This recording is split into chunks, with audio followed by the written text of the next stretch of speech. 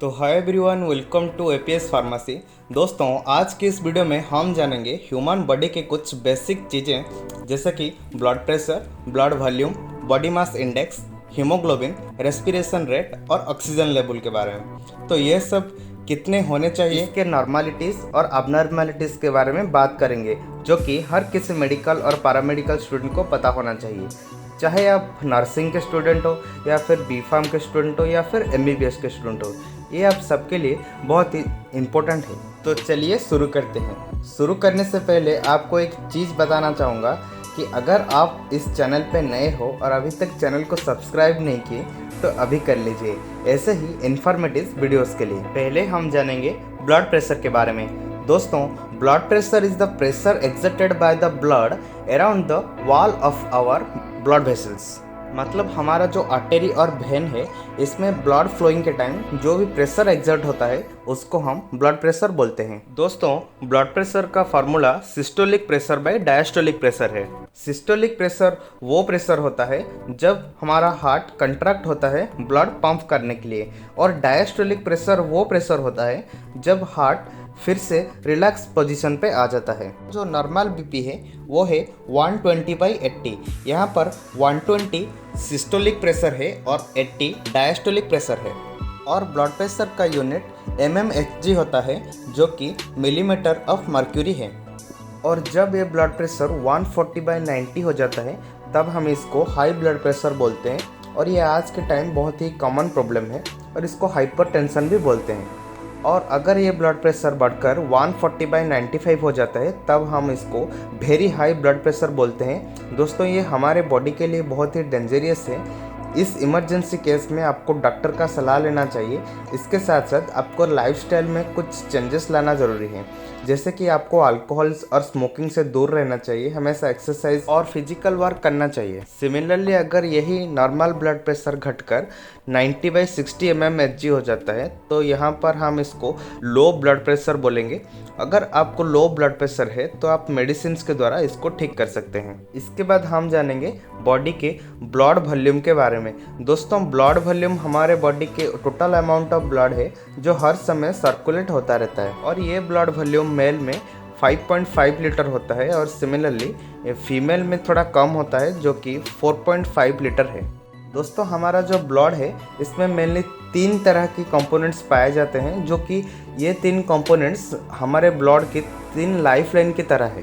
पहला है red blood cell यानी कि एरिथ्रोसाइट्स, और दूसरा है वाइट ब्लड सेल यानी कि ल्यूकोसाइट्स, और तीसरा है प्लेटलेट्स यानी कि थ्रोम्बोसाइट्स।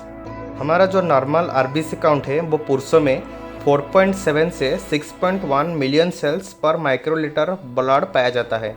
सिमिलरली, फीमेल के अंदर 4.2 से 5.4 मिलियन सेल्स पर माइक्रोलीटर ऑफ ब्लड है। वैसे ही बच्चों में ये 4 मिलियन से 5 मिलियन सेल। इसके बाद हम बात करेंगे हीमोग्लोबिन के बारे में।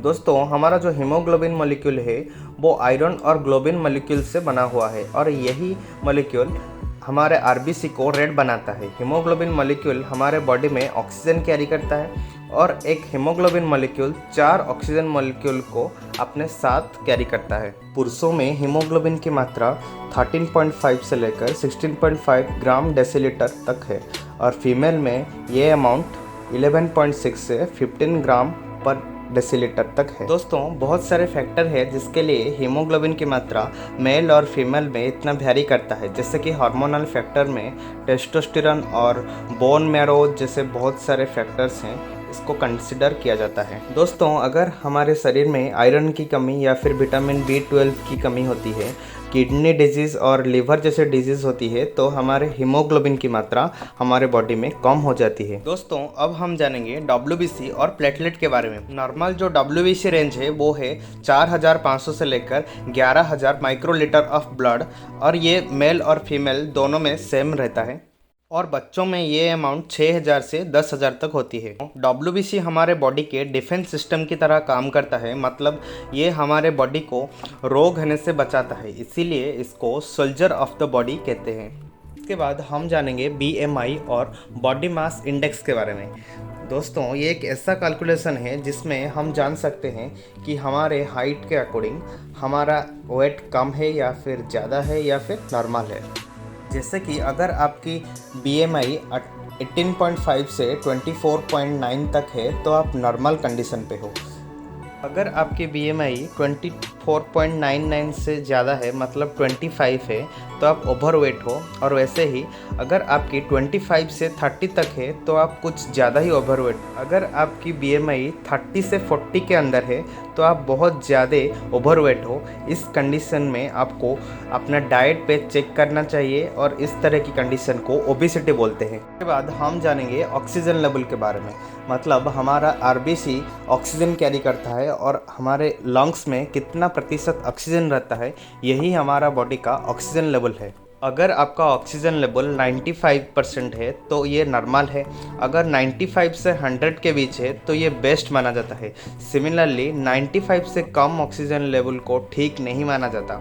इस तरह की कंडीशन में आपको कुछ क्रॉनिक डिजीज़ हो सकती हैं, जैसे कि अस्थमा और heart disease and lungs disease. Oxygen level के बाद हम बात करेंगे रेस्पिरेशन रेट के बारे में। दोस्तों हम 1 मिनट में कितने बार रेस्पिरेट करते हैं, अर्थात कितने बार हम सांस लेते हैं, उसको हमारे रेस्पिरेशन रेट बोलते हैं। हमारा जो नॉर्मल रेस्पिरेशन रेट है वो है 12 से 16 के बीच पर मिनट। ये बोथ मेल एंड फीमेल के लिए सेम है। अगर हम छोटे बच्चों की रेस्पिरेशन रेट देखें तो उनके कुछ 40 से 44 ब्रेथ पर मिनट है पाया जाता है, क्योंकि छोटे बच्चों में लंग्स बहुत छोटा होता है और उनके लंग्स में स्पेस भी बहुत कम होता है, इसीलिए ऑक्सीजन और कार्बन डाइऑक्साइड एक्सचेंज के लिए उनके बहुत कम टाइम मिलता है, इसीलिए छोटे बच्चों के ब्रेथ बहुत क्विकर होता है। नेक्स्ट हम बात करेंगे ब्लड शुगर के बारे में।